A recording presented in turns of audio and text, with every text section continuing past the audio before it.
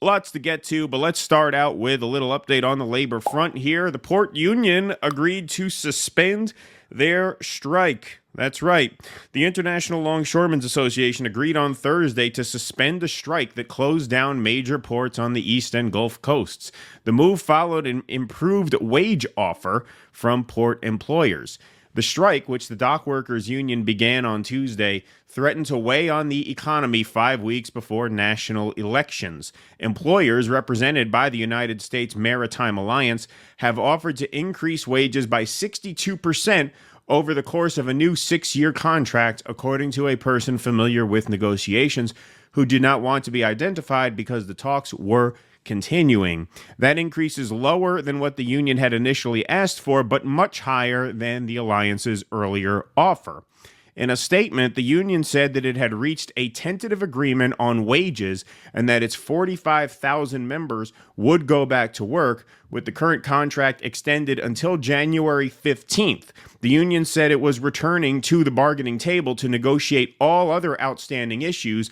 The alliance issued a similar statement. So basically, they did not agree to the full 6-year terms. They locked in the 62% pay hike over 6 years. The rest has to be negotiated after November. And again, that speaks to the power of this action. They knew this was crunch time. They knew that there was a presidential election coming up, and they knew that a massive work stoppage would create too much economic disruption, especially for the incumbent party.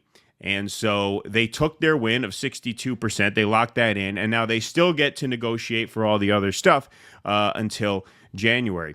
The agreement came after the White House pressed both sides to reach a deal to end the strike, the union's first full-scale walkout since 1977. The wage increase is a clear victory for the ILA and its combative president, Harold J. Daggett, a 78-year-old third-generation dock worker who has led the union since 2011. President Biden, when asked about the tentative deal on the tarmac at Joint Base Andrews on Thursday evening, said, "We've been working hard on it. With the grace of God, it's going to hold." A 62% increase would raise the top longshoreman's wage to just over $63 per hour at the end of a new 6-year contract from today's $39 per hour. And at $63 an hour, the wages of East and Gulf Coast longshoremen would slightly exceed those that will be earned by West Coast longshoremen who belong to a different union at the end of their contract in 2027. In the resumed talks, the issue of how much automation can occur at the ports could divide the sides. The union has also been pressing for improved retirement benefits, so that part of it is not settled yet. And Mr. Harold Daggett there didn't sound like he was bluffing when he said that they have to eliminate that automation entirely. What he did here, once again, was he didn't forfeit that. He punted on that until January and locked in the 62% wage increase so that they went back to work, so that there wasn't a massive shutdown as a nice October surprise. That's all Kamala Harris would need. Another potential sticking point is the pay of longshoremen who are just starting out and don't earn the top wage rate. Mr. Daggett's son, Dennis A. Daggett, a senior official at the ILA, said in an interview on Tuesday on a picket line in Bayonne, New Jersey, that the union wanted to get the higher wages for less experienced members. Around 3/5 of annual container trade goes through the East and Gulf Coast ports, including the Port of New York and New Jersey, the third busiest in the country and fastest growing ports in Virginia, Georgia, and Texas. The West Coast ports, which remained open during the strike, were getting close to capacity and would not have been able to absorb much more cargo diverted from East Coast ports. Well, that's why he said, what did he say? "I'll cripple you." We got to get that for the soundboard. I'll cripple you. That's got to be a today's soundboard world. Yeah. I'll cripple you. I think that's a soundboard drop there. Yeah, I think we should get that. I think you're right. You know, that guy's 78. Yeah, he's getting up there. Longshoremen who load containers and other cargo off ships and onto trucks and trains in general earn higher wages than workers in other blue-collar jobs. When moving large amounts of goods in and out of the country, there is no practical alternative to ports, and ports cannot operate without longshoremen, giving them a strong hand in labor negotiations. By going on strike and closing down the ports, the ILA deployed its leverage to get a higher wage offer from the Maritime Alliance. The employer group offered a raise of around 40% over the life of the contract, while the union sought 77%. The alliance then increased its offer to nearly 50% before both sides agreed to 62. So they started out at 40. These guys said they wanted 77, and they got them to come up quite a bit, about 2/3 of the way there. As businesses grew more concerned about the economic blow from a strike, they had pressed Mr. Biden to use the 1947 Taft-Hartley Act to force the longshoremen back to work, but throughout the dispute, he encouraged the sides to keep talking to reach a deal.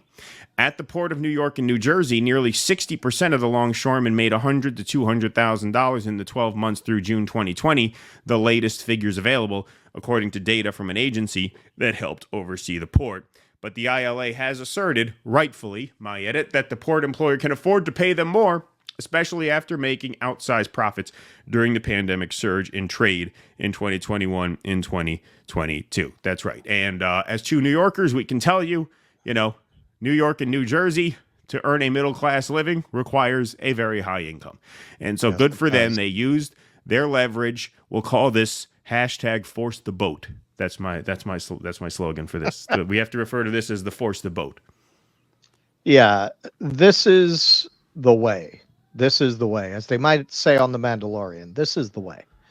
Unions shutting down industries with demands for higher wages. And you will see some people with that peasant mind say, oh, they're being greedy. Ben Burgess, I am shocked MSNBC published this. Ben Burgess wrote an article about this saying, the idea that strikes are only to be done if your employer is keeping you in abject poverty. Why? That is a negotiating tactic. And you are forcing management to give your workers better conditions, which again, as Keaton points out, especially in this part of the country, that's not a real living high on the hog wage. And you're talking about what the top earners will be getting. And right. if you look at that hourly, man, that's a hard job. What these guys are going to be getting, it's what I got as a tour guide. Right. By the time I left tour guiding, I wouldn't go to work for less than 60 an hour. And I was not doing what these guys are doing. Now, of course, that's not an 8-hour-a-day job, so it's not as much money as it sounds like. You physically cannot do that job. Right. You don't make that kind of money as a tour guide, but the hourly rate is the same, yeah. But the hourly rate is what these guys are asking for. So should a tour guide get more than they do? There is a tendency to think, because it's a job that requires a certain kind of a type of education, that, yeah, you should get. I don't believe that. I don't see it that way. I couldn't do their job. Right. So why should they get paid less? Because they can't be a tour guide? Like, why do we value, history? Like, is that really, when the rubber hits the road, is that more valuable than the skills you have to be a longshoreman? Right. Like, in reality, in the real world, that's just a value that we have because the children of the professional managerial class tend to have that skill set. Right. And really, you see this if you read Atlas Shrugged. Look, Ayn Rand makes some interesting points there. But where you really see her hypocrisy, other than the fact that she took welfare herself, where you really see her hypocrisy is in the way she treats unions. Because she's laying out this case throughout for capitalism as being moral, as having an underlying morality, because it is based on the competition where the strongest, the best, the most efficient, the smartest are going to rise to the top. But as soon as it comes to labor, leveraging everything she's talking about to get a higher wage, they're thieves, they're vermin, they're criminals. Right. If you are the brilliant industrialist capitalist negotiating a better price for steel, you're a genius. You are a classical ideal of Greco-Roman proportions. Well, that's but literally if you're a laborer, you're vermin. Yeah, no, Atlas Shrugged is if you make life too hard on the rich, the Atlas holding up the world will shrug and the Right. world will fall apart because, well, if you're Right. going to beat me up, then fuck you, I'm not doing this, right? Well, Right. this is what Harold Daggett said here. You don't give my men what they earn, we're not Right. showing up. That's it. Right. We're done. Whatever happens, happens. That's him. That he's doing the exact same thing that the capitalist class does all the time. But when working class people do it, they're demonized as class warriors. The New York Post ran that article about Harold Daggett's, oh, he lives in a mansion and drives a Bentley. Yeah, I'm sure he's a wealthy guy. He's a union president. That doesn't change the fact that he's using every ounce of leverage he has to get higher wages for his workers who bust their ass. Don't forget, you probably can't do that work until you're 65. I mean, that is, you're talking about back-breaking manual labor. And so he knew that the companies had it. That's ultimately what gave him the leverage. They're making billions of dollars now post-pandemic. I know they can afford to pay us this. We're not working unless we get this. And notice the difference in strategy between Harold Daggett and Sean Fain. Harold Daggett didn't do this bullshit. Well, we're going to shut down 10% of the ports first, and then there's going to be heavier traffic at the ports that are still open, and then we'll shut down more. He didn't do the rolling, sit down, stand up, whatever the fuck cockamamie bullshit the UAW did. He said, no, all at once, we're closed.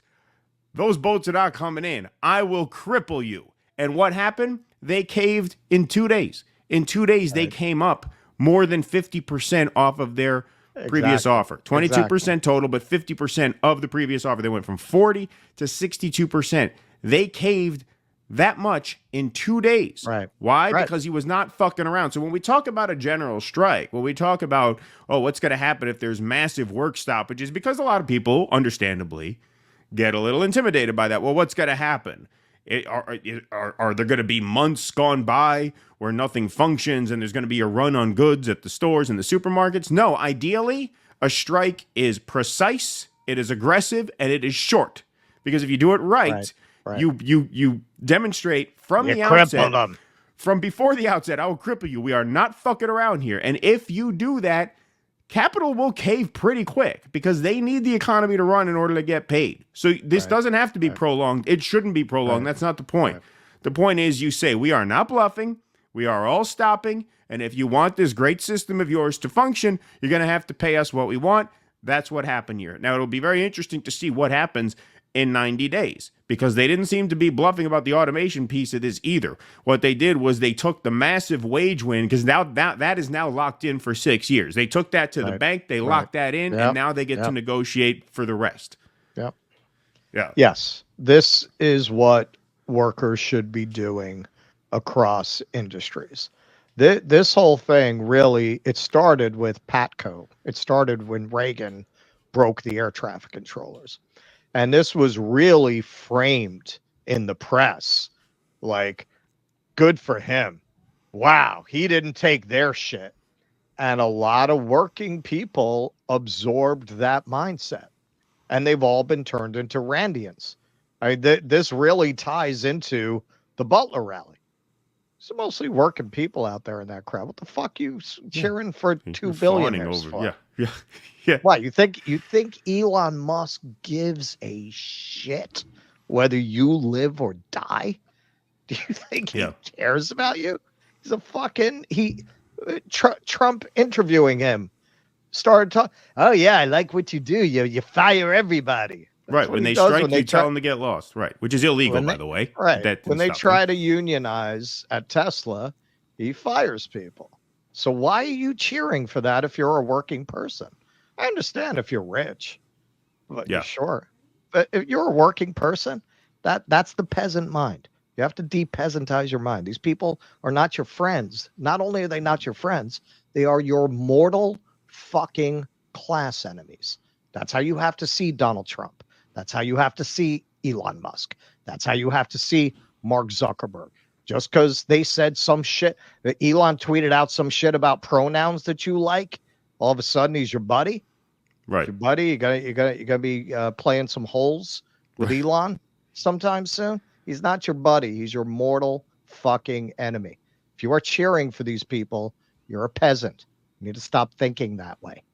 Yes. I agree. And I thought the same thing, actually, when we were piecing together this segment, that to see this happening and then you have this field of people fawning over as Elon Musk takes the stage. I mean, it's just, look, okay, I'm going to try to not be as much of a downer as usual tonight. See, I caught myself there. I'm going to try to be a little bit brighter, all right? But you look at that, and it's hard. Anyway, moving on.